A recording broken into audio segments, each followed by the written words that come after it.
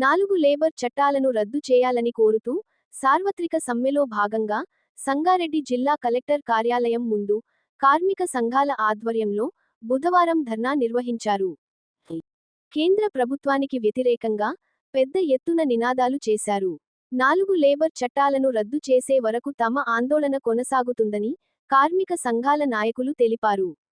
ఈ కార్యక్రమంలో సిఐటియు రాష్ట్ర అధ్యక్షులు చుక్క రాములు, ఎన్టీయూసీ జిల్లా ఉపాధ్యక్షులు రాజేందర్ రెడ్డి, ఏఐటియుఎస్ నాయకులు ప్రసాద్, వివిధ సంఘాల నాయకులు, కార్మికులు, మహిళలు అధిక సంఖ్యలో పాల్గొన్నారు.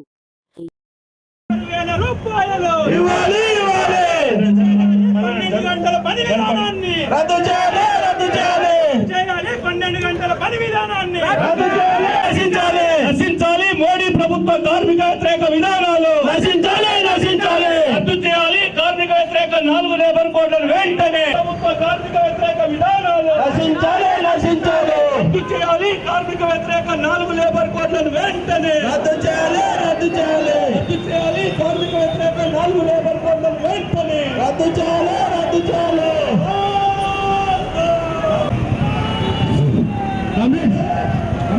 అందరూ కూర్చోవాలి, దయచేసి కూర్చోవాలి, పట్టుకోండి, మీరు లేవనకండి, కూర్చోండి. కార్మిక సంఘాల ఐక్యత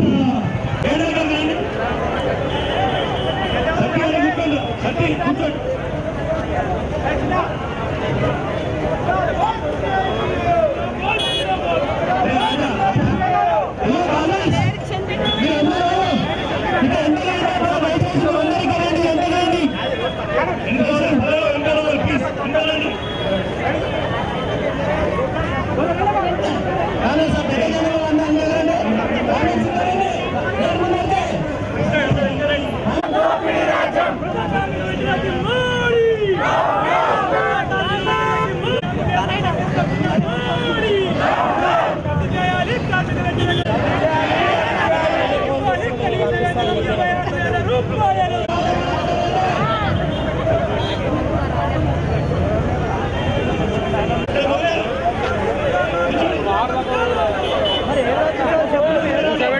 అంతా కూర్చోబెట్టు.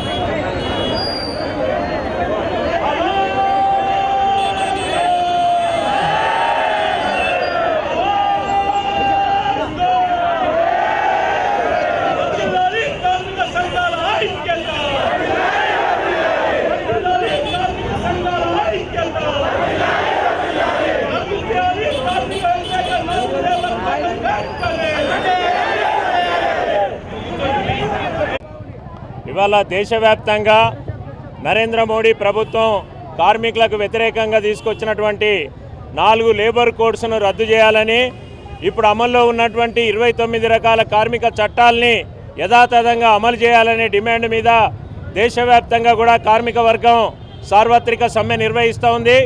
ఈ సమ్మెలో భాగంగా ఈరోజు సంగారెడ్డి జిల్లా తెలంగాణ రాష్ట్రంలోనే అత్యధిక పరిశ్రమలు ఉన్నటువంటి జిల్లాలో 90% మంది కార్మికులు ఇవాళ సమ్మెలో పాల్గొంటూ ఉన్నారు. అనేక పెద్ద పెద్ద కంపెనీలు ఈరోజు బంద్ అయినటువంటి పరిస్థితి ఉంది. మహేంద్ర అండ్ మహేంద్ర, అట్లాగే శాండ్విక్, తర్వాత తోషిబా బీర్ ఫ్యాక్టరీలు, ఈ రకంగా మొత్తం ఉత్పత్తిలో ఉండేటువంటి అనేక కంపెనీలు కూడా ఈరోజు మరి కార్మికులు సమ్మె చేయడం వల్ల ఉత్పత్తి ఆగిపోయినటువంటి పరిస్థితి కనబడతా ఉంది.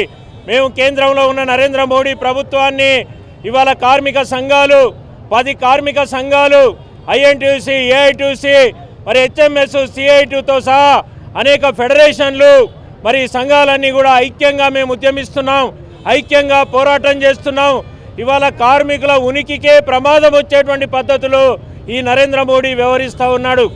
29 రకాల కార్మిక చట్టాలు రద్దవడం అంటే రేపు భారతదేశంలో ఇక పర్మనెంట్ ఉద్యోగాలు ఉండవు. అమెరికాలో లాగా మన దేశంలో కూడా హైర్ అండ్ ఫైర్ విధానం అమలు చేయడం కోసం ఇవాళ ఇక్కడ భూమిక సిద్ధమవుతా ఉంది. ఇప్పటిదాకా కార్మికులు 100 సంవత్సరాల నుంచి పోరాడి సాధించుకున్న హక్కుల్ని కాలు రాయడానికి ఈ నరేంద్ర మోడీ ఎవరని మేము ప్రశ్నిస్తూ ఉన్నాము. ఈయన పెద్ద నియంత. ఇవాళ ఇట్లాంటి నియంతలు కార్మిక వర్గం ముందు మట్టి గరిచిన పరిస్థితి చరిత్రలో ఉంది. నరేంద్ర మోడీ కూడా ఈ విషయం తెలుసుకోవాలి. హిట్లర్ కానీ ముస్సోలిని కానీ ఇట్లా అనేక మంది నియంతలు కార్మిక వర్గం మీద దాడులు చేస్తే కార్మిక వర్గం తిప్పికొట్టి కార్మిక వర్గం ముందుకే పోతుంది తప్ప కార్మిక వర్గం వెనుకకు పోయినటువంటి పరిస్థితులు లేవు. అందుకే మేము ఈరోజు డిమాండ్ చేస్తున్నాం, మీ ప్రభుత్వ పాలసీలు మార్చుకోవాలి. మీ ప్రభుత్వ పాలసీలు కార్మికులను రాచి రంపాన పెడుతున్నాయి. ఇవాళ రైతాంగము మద్దతు ధర లేకుండా ఇబ్బందులు పడుతున్న పరిస్థితి ఉంది.